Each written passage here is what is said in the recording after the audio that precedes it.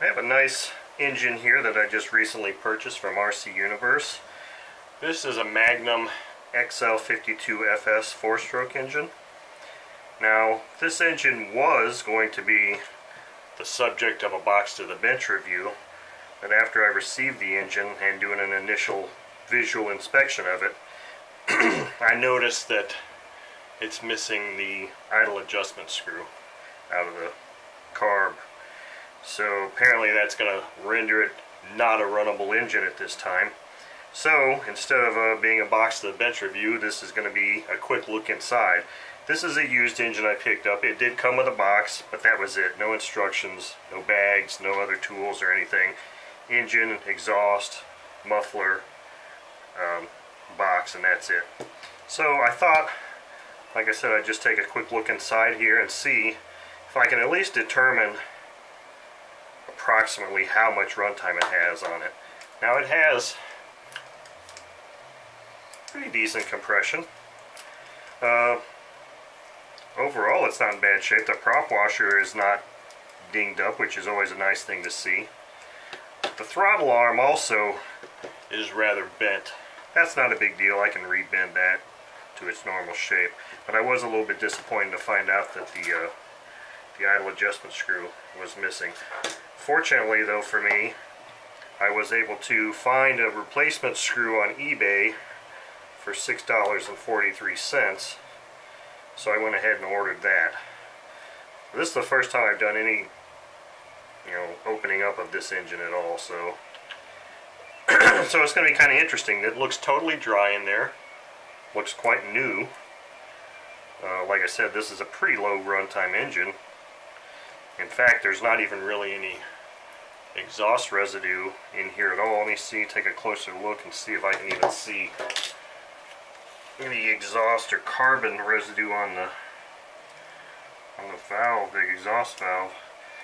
Yeah, I mean, if this engine's been run, it's been run maybe once or twice. Now there's a little bit of dirt and grime on it here, and that's stuff that I'll clean up with a toothbrush and some LA's Totally Awesome cleaner.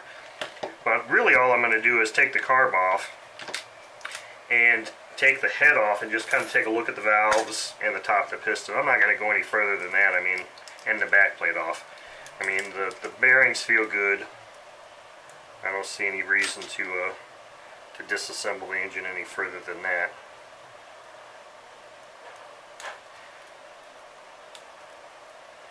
So these ASP engines come with a rather thick gasket, and I've yet to have one that would come off completely intact, so I'm fully expecting this intake manifold gasket to get destroyed here as I remove it, which is not a big deal because I can make another one. But it looks like I might be lucky this time, in that the gasket came off and it is intact. Now I'm not going to try and peel that off, I'm just going to let it be. If it's happy there, I'm happy with it there. I can take a quick look here. There's a little bit of dirt on it. It looks like either this engine was flown once in a rather dirty environment or just stored in a dirty environment.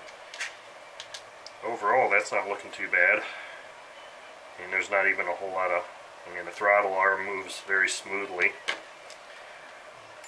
Let's pop this back plate off next. That'll tell us a little bit more information about runtime and internal condition. I could probably get away with just doing this and not even taking the head off, but where's the fun in that? I really like to look at the valve train, because that really kind of gives you the best idea of how much runtime it's had on it. No effort at all to take that off. Oh wow, look at that. Pretty nice. Looks pretty clean in there. It maybe a little bit of residue that I can feel coming off on my finger on the counterweight there, but I mean, it's dry. So, wow, it's totally dry. I mean, I don't even see any real residue of... I mean, if it was run once, I don't understand how there wouldn't be any residue at all, but I mean, it clearly smells like it's been run. So it has been run, but the fact that it's just completely dry in there is kind of baffling to me. Let's see here, let's take the valve train off next.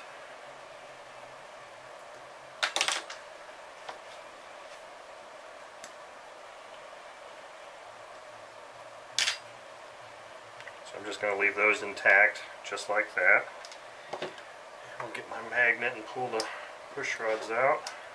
And we'll see if there's any issue taking these head screws out.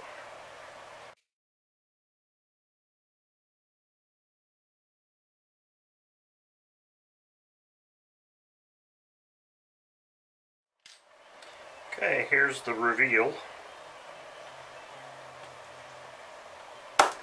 Wow, I didn't expect that. That was really on there. Now I gotta go find the parts that are just flying all over the place. Anyway, there's the top of the piston. At least I got one push rod left. The other one went flying across the room. So the top of the piston obviously shows some signs of carbon right here, or some fuel residue, but it's very clean. Obviously, like I said, this is a really low runtime engine. I think we probably already saw. There's the other push rod too. I guess I just lost maybe a O-ring, which I see on the floor, and we'll have to check for the head screws. Okay, so here's the reveal on the exhaust valves, or the valves. Not bad. Clearly it's been run, but not much at all. There's a gasket there. I want to be careful with that. The thing that's interesting about this engine is you can see the big difference in the size of the exhaust valve versus the intake valve. The intake valve is quite a bit larger than the exhaust valve, and the intake valve, it looks like, has a little bit of rust on the bottom of it there, and of course a little bit of carbon on the exhaust valve. But boy, I'd say if anything, this engine might have 2 or 3 runs on it tops, and that's about it. What I was told when I bought it was that it was from an estate of a modeler that took very good care of his engines. So I mean, there you have it. Here's an inside look at this Magnum XL52RS engine, and looks pretty nice. There's not even a whole lot of work for me to do here, so I might clean it up a little bit, put it back together, and we'll give it a run as soon as my my idle adjustment screw comes in. So that's going to conclude this video. I'm going to go look for the parts I missed or lost when the head flew off. So thank you for watching. Okay, so I changed my mind. I decided I was going to try and tear this engine down just a hair more. It's such a low runtime engine. I really kind of wanted to see how easy it'd be to get that sleeve out, because I noticed it wasn't really wanting to pop out initially like it is now. And I figured I kind of wanted to see, since this is a clone of a OS Surpass series engine, the way you take the connecting rod and the piston out is you actually have to take the sleeve out, cylinder sleeve out, and even after you do that, you can't get the piston out from just disconnecting it back here. You actually have to extract the wrist pin through this hole here, which is always one of those things that's kind of a challenge, especially on an engine that's really been gummed up. This one, like I said, initially when I rotated it like this, the cylinder wasn't coming out. So what I did was I went and I put some 3-in-1 oil around the top of the cylinder, down in here and around there and in this little hole, and I heated it up pretty well with a heat gun. In fact, it's still rather warm. And then I was able to free it up so that you can see the sleeve is wanting to pull right up. So I'm just going to pull, ooh, wow, this thing's still really warm. Pull this sleeve out completely. So our sleeve's out, and you can see kind of some of the reason it was stuck in there, a little bit of rust or corrosion or fuel residue, whatever. But you'll see now I got a piston that's kind of free to flop around and I can't get it out. So what you do is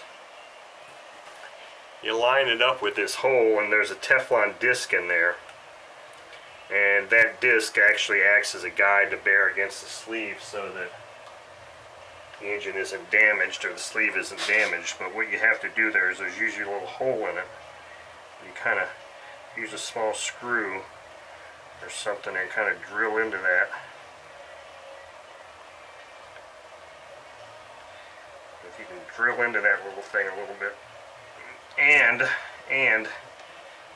And if the wrist pin is loose enough, you can pull the wrist pin right out. But as you can see, all I was successful in doing was just pulling out the little guide there.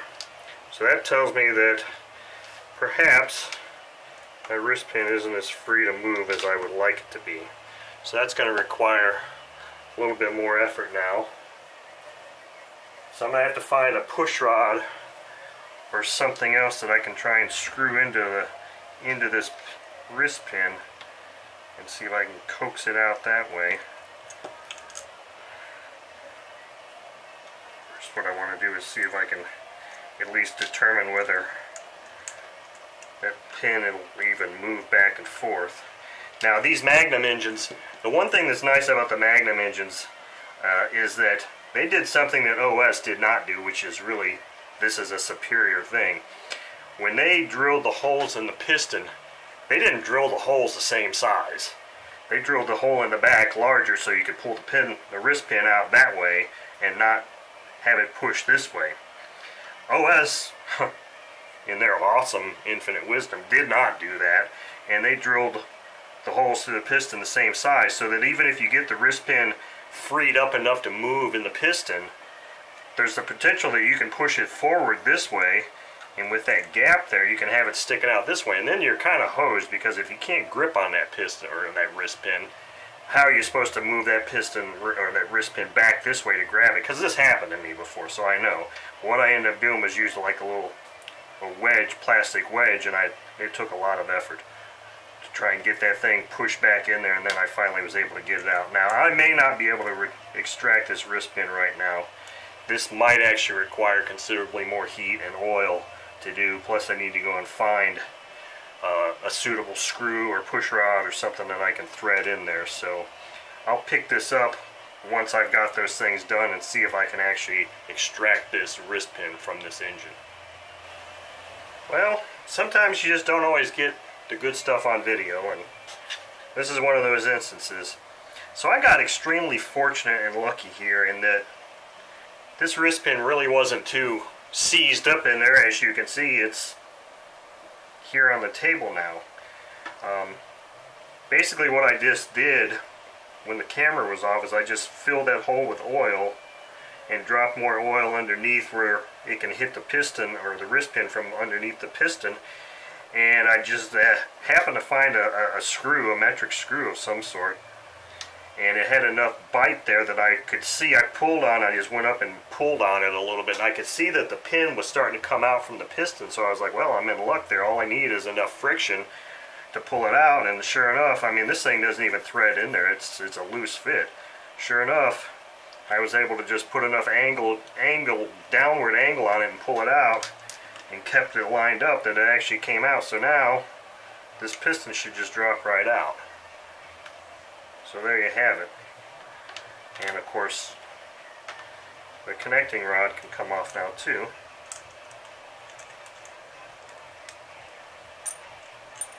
And then there's our connecting rod. So yet again, just another example of that this is a really low time engine. I really didn't have a need to do this other than the fact that it was a new engine, and I thought I'd try to demonstrate how you do this. But now that I've got this out, the only thing I'm going to do is I've got some like 1500 grit sandpaper, basically just emery cloth. I'm going to wet it down with 3-in-1 oil, and I'm going to clean this pin up a little bit. And that's all I'm going to do to this. I'm not going to even bother taking the bearings out of this engine because they feel silky smooth. I mean, I'll get in there and clean that up a little bit, but there's no reason to replace these bearings because this engine is in really fine shape. And then I'll just put this thing back together, and as soon as my idle adjustment screw comes in, we'll be good to run this on the bench and then see what happens to the engine from there. I don't know if I'll keep it or if I'll put it up for sale, but one of those two options will happen.